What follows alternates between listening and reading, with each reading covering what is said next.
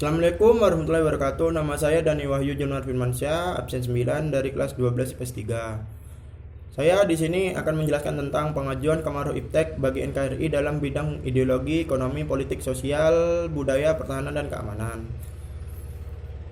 Pertama, kemajuan teknologi saat ini bertumbuh dengan pesat. Hal ini tidak bisa terelakkan lagi lantaran banyak inovasi-inovasi yang telah dihasilkan dan berkembangnya ilmu pengetahuan dan teknologi atau iptek. Hal ini tentu saja membawa dampak yang positif bagi suatu negara sehingga bisa mendorong ke arah perkembangan lebih besar dan memperluas wawasan serta mencerdaskan rakyat.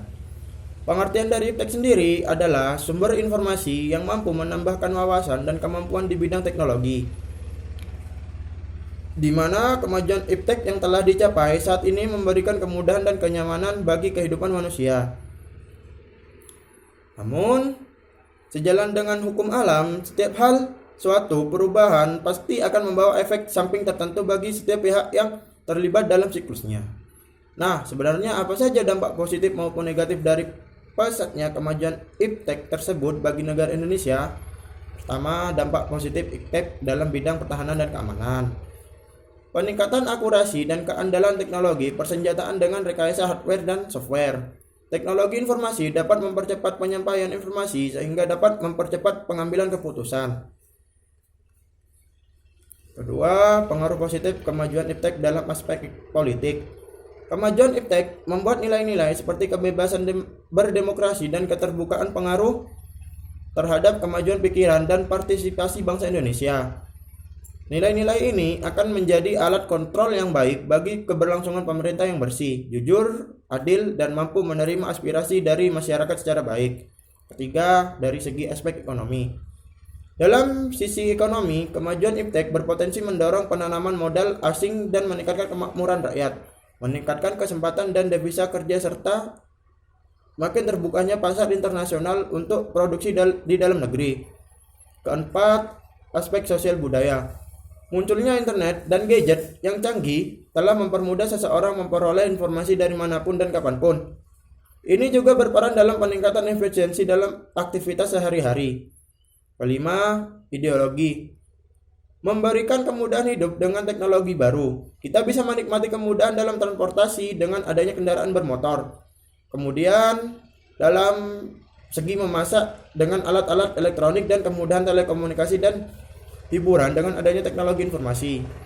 Teratasinya berbagai macam penyakit, perkembangan teknologi menghasilkan kemajuan kesehatan seperti vaksin dan antibiotik yang membantu mengatasi berbagai penyakit seperti cacar, polio, TBC, dan lain-lain. Diatasinya penyakit ini berdampak pada meningkatnya angka harapan hidup dan kualitas hidup manusia di masa sekarang. Selain itu juga berdampak negatif, yaitu pertama, dampak negatif iptek dalam bidang pertahanan dan keamanan. Penyalahgunaan satelit oleh para teroris seperti melacak kondisi tempat mereka akan melakukan kejahatan.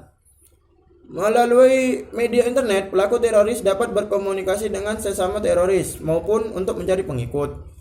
Munculnya perang informasi dengan memanfaatkan perkembangan teknologi informasi karena sifat penggunaan sistem secara bersamaan. Kedua, pengaruh negatif perkembangan iptek dalam aspek politik. Dengan berkembangnya iptek, maka tidak menutup kemungkinan nilai-nilai seperti kebebasan berdemokrasi dan keterbukaan bisa disalahartikan oleh masyarakat. Hal ini bisa membuat terganggunya stabilitas politik di dalam negeri. Ketiga, aspek ekonomi. Dalam bidang ekonomi, perkembangan iptek bisa merugikan lantaran dapat meningkatkan perdagangan bebas yang membuat terdesaknya produk lokal. Timbulnya kesenjangan sosial, kemungkinan perekonomian negara bisa dikuasai oleh pihak asing, dan yang lebih buruk, mekanisme pengaturan ekonomi sepenuhnya diatur oleh pasar sehingga pemerintah hanya sebagai regulator. Keempat, aspek sosial budaya.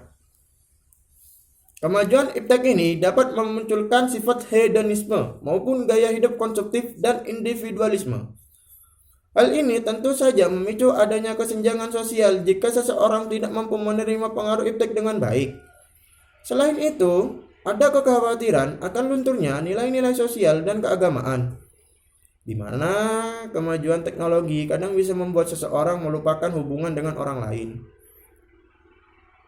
dan melanggar norma-norma agama. Contohnya mencuri dengan cara hacking ke suatu lembaga keuangan dan sebagainya. Kelima, itu dampak negatif ideologi, yaitu rusaknya alam akibat pencemaran perkembangan teknologi menyebabkan meningkatnya kebutuhan sumber daya alam. Misalnya semakin banyak wilayah hutan dan pepohonan yang dibabat oleh lahan pertahanan dan perkebunan.